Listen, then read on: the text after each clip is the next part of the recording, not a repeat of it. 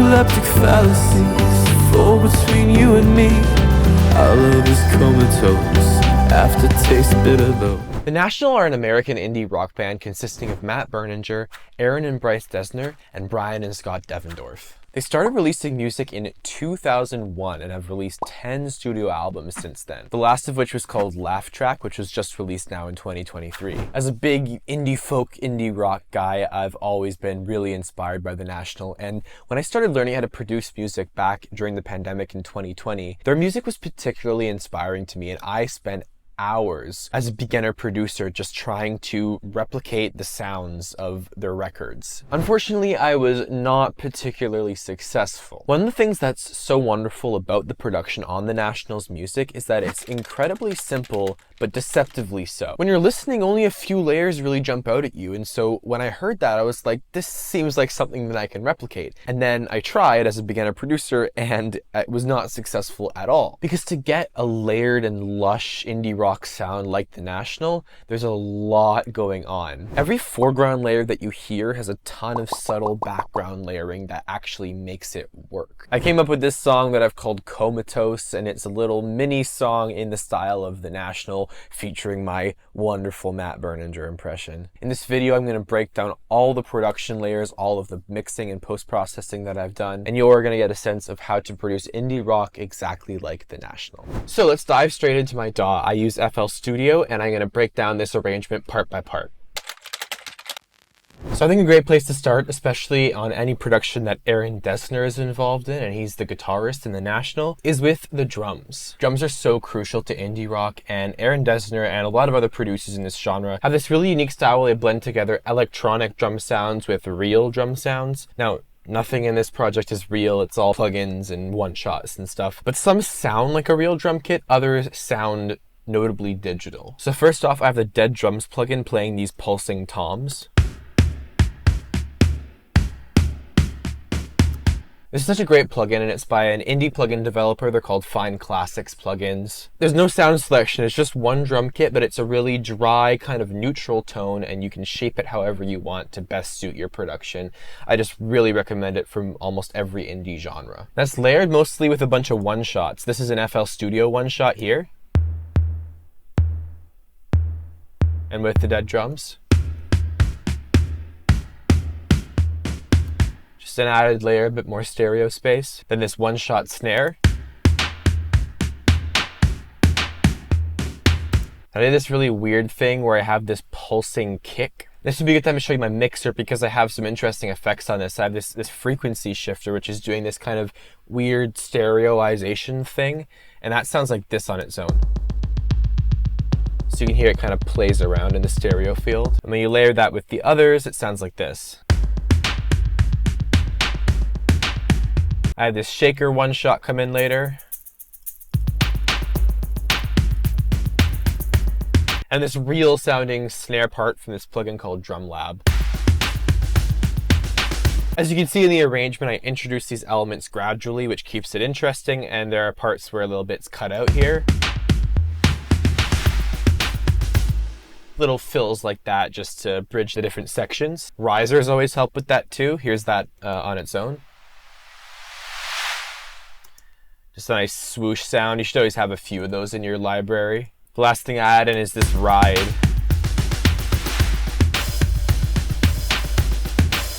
And that's just a one-shot from Jake Reed's Super Dead Drums. In terms of processing, it's pretty simple. I have this SSL channel strip here from Waves, and I'm literally using like a rock drums preset on that. Then I have a little bit of LA2A compression, again with a drum group preset on it. These presets are good. That's the thing. If you get good plugins, like especially the Waves stuff, they got great presets already built into those plugins, and you know, they're great places to start. And if you need to tweak something, you do it, but yeah, there's no shame in using presets. I also, of course, have the drum bus going to a reverb send with my favorite reverb of all time, Raum, this medium drum room preset, a little bit Abbey Road EQ, and I always like to stereoize my reverb just to make the reverb sound a bit wider than the dry sound. Right at the beginning, there's these pianos that come in along with the drums.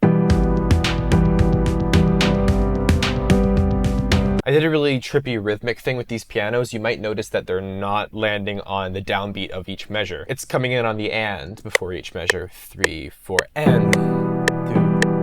and 3, 4, and 1. I don't really know why I did it. It just sounded cool, and it adds a nice little bit of syncopation and groove in there. As you can see, I actually have 3 piano layers, and they're all playing the same thing. So I played the piano part on my keyboard over here, and then I copied that MIDI over onto different pianos. This is my favorite technique to try to get MIDI pianos to sound like a real piano. When you have a real piano that you're recording in a studio, like an acoustic piano, you're recording it with multiple microphones. You have, a room microphone, then one that's like inside the piano, and then one hovering above the performer.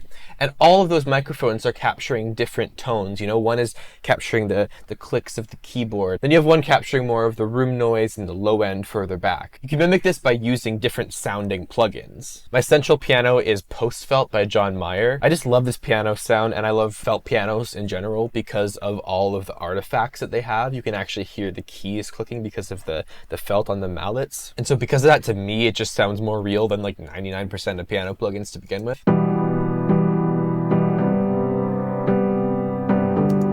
But yeah, I layered that up with a couple presets from Piano Tech. One is actually a felt piano preset, and then another one is this bright piano. So that's just to really contrast the texture. So I'm kind of imagining this right piano is the microphone that's like inside the actual inner workings of the piano. As you can tell, I know my instruments well. Oh, this is actually an octave up as well. So I put these all up an octave.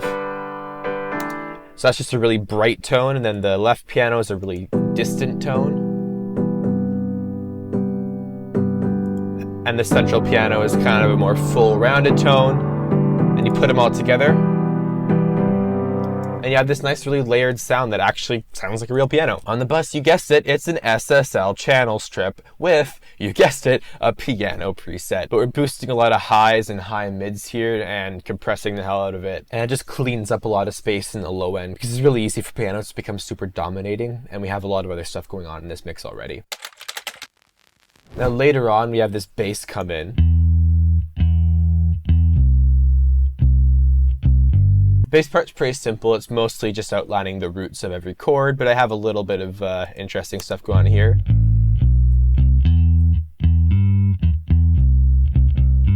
I'm just kind of mixing up the rhythm and stuff and adding little bass riffs in between the sections, just again to make it all a little bit more interesting. I'm using the Scarby Rickenbacker bass, which is a contact instrument. I believe it's by Native Instruments, and I'm using this Raven preset, which has a bit of grit. And so here that is with the drums and the piano.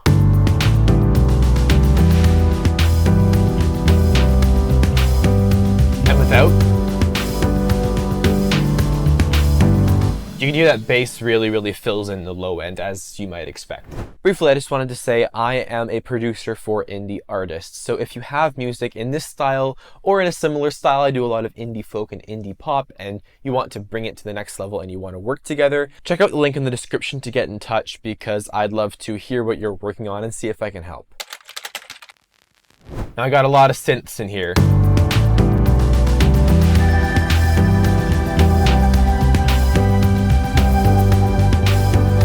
One thing I noticed the National has in, I'm not kidding, 99% of their songs is a really high synth string thing. And actually listening to their recent albums, I'm 95% sure they use this high strings setting on Abbey Road 1. Abbey Road 1's, one of the most classic orchestral plugins, and they have all the different parts of the orchestra. But yeah, just this high melodic line played by synth strings is literally in every National song.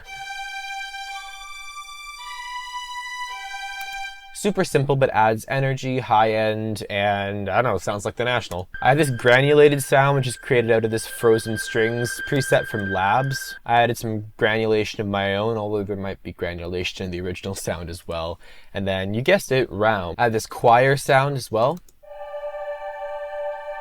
That's in the right, and we have that granulated sound on the left. And I have this pad from Analog Dreams. It's got a bit of grit to it.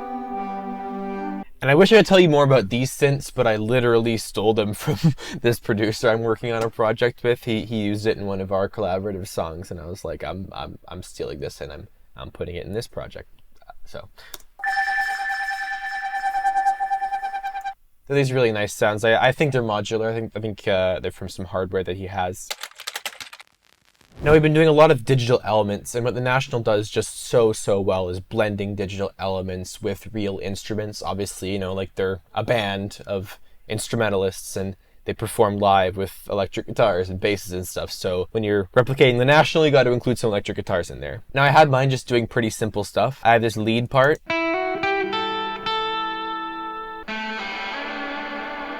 This kind of gritty atmosphere. A lot of really washed out, plucky high stuff like this.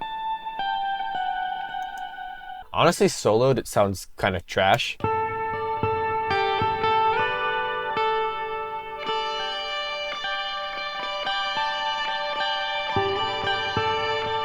I probably could have edited this stuff a lot better, but you know, it kind of serves its purpose in the song. I'm currently saving up to get Guitar Rig 7. I'm waiting for those Black Friday deals. So for this one, I use CLA guitars, which, you know, it's a really nice amp sim. It's basic, and it's kind of like the beginner one. I've had this thing since I started producing, but it does the job when it comes to electric amp sims. It's got quite a great range of presets, and yeah, you can do a lot with something that's really simple like this. So yeah, these all have various CLA presets, and I've added a bit of reverb of my own with, again, guess what? Realm. Here we have some granulation on the guitar as well. You can never go too crazy when it comes to experimenting with the processing you do on your guitars. I love adding granulation and, you know, even doing some spectral blurring, turning like guitars into pads. I didn't really do that on this song, but it's something I do on a lot of my projects, and it's a really wonderful way of getting ambience. Yeah, so that's actually it for the instrumental. So here's what it sounds like all together.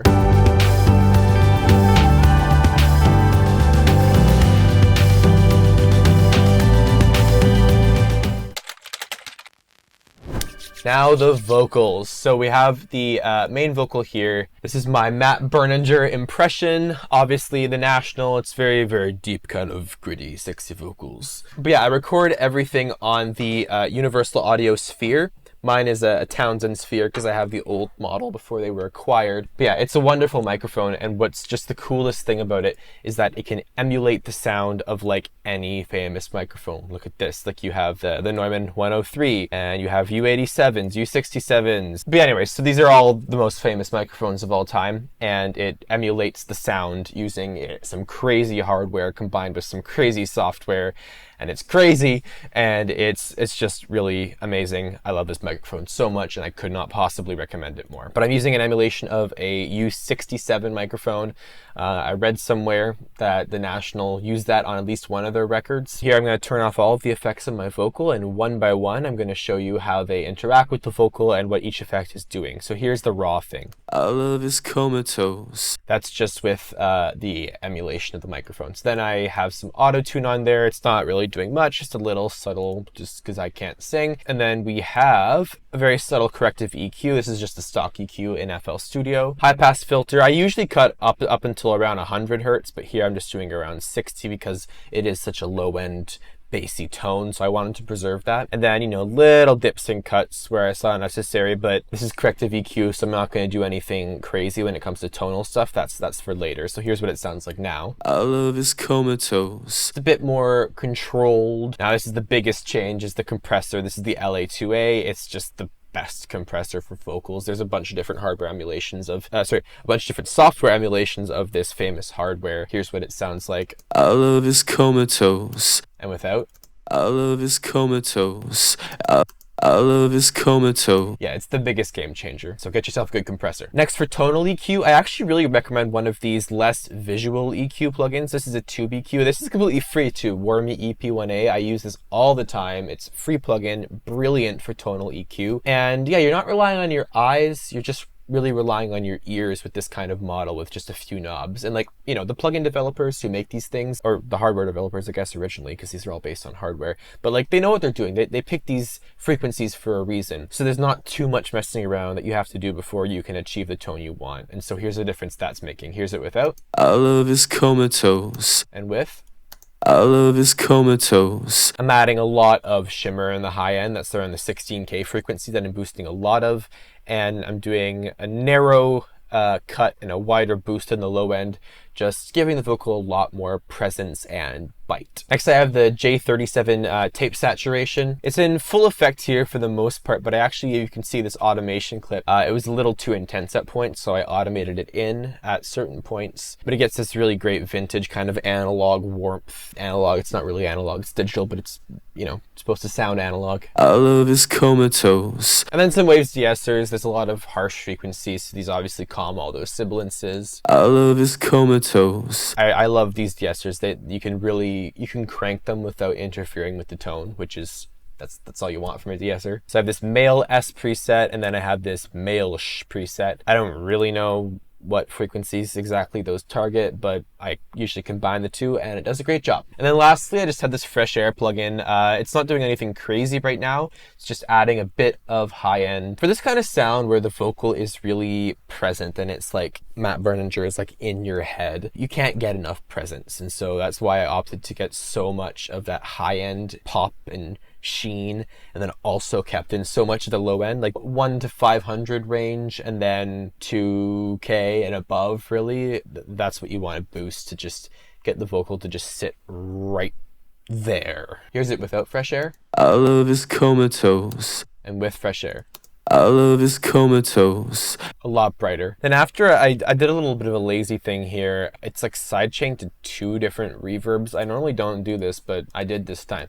So yeah, we have this Pleasant Club preset from Raum, and then this Sentimental preset from Raum. This is a reverb with a much longer decay and a much just bigger, crazier reverb, and so they're both blended in there, and it sounds like this. I love his Comatose. It's pretty intense when you hear it like that, but in the context of the song, it's a lot more chill. I have a bunch of doubles and harmonies as well, as you can see. There's not a lot of processing on those. Just a channel strip, a de-esser, some fresh air, and individually they just have the mic emulation and some auto-tune. I like to use the 12 here. It's a bit of a thinner, brighter sound, and you don't want a lot of low end building up in your backing vocals, especially in this with the low Matt Berninger style vocal. The low end's taken up already by the lead. These doubles and harmonies are pretty present, and I don't know, when it comes to vocal arranging, I just always like to keep it simple. I mean, again, specifically in this genre, like I have doubles here. These are just straight doubles. Swallowed the antidote and hoped it would let me know. They're singing exactly what the lead is singing. And then I have a lot of like one note stuff. So there's these harms. Swallowed the antidote. And then these. Swallowed the antidote. I think that's just like a third up. Swallowed the antidote. So it's all very simple. There's no crazy harmonies going on here, but once you layer that all together, it's this really nice vocal stack. Swallowed the antidote and hoped it would let me know that my thoughts were chemicals and nothing is real. So yeah, that's all the elements. Here's the final thing. I don't believe in the merits of meritocracy. It only took a week, babe, to change my philosophy. You were so embarrassed that you just forgot to leave, and had no way of knowing how long it'd be before we fell asleep. I'm running out of sleeping pills to keep me from breaking out of the street. Narcoleptic fallacies fall between you and me. Our love is comatose, aftertaste bitter though. Last night was seminal, there's no use in letting go. Swallowed the antidote, hoped it will let me know my thoughts were chemicals and nothing is real. That's it. I hope you guys enjoyed this deep dive into the production layers that create an indie rock sound like The National. Once every month, I'm going to be doing one of these videos, creating a song in the style of an artist and breaking down the full production style of that artist. So leave a comment below of what artist I should do next month in December. That's it for now. Peace.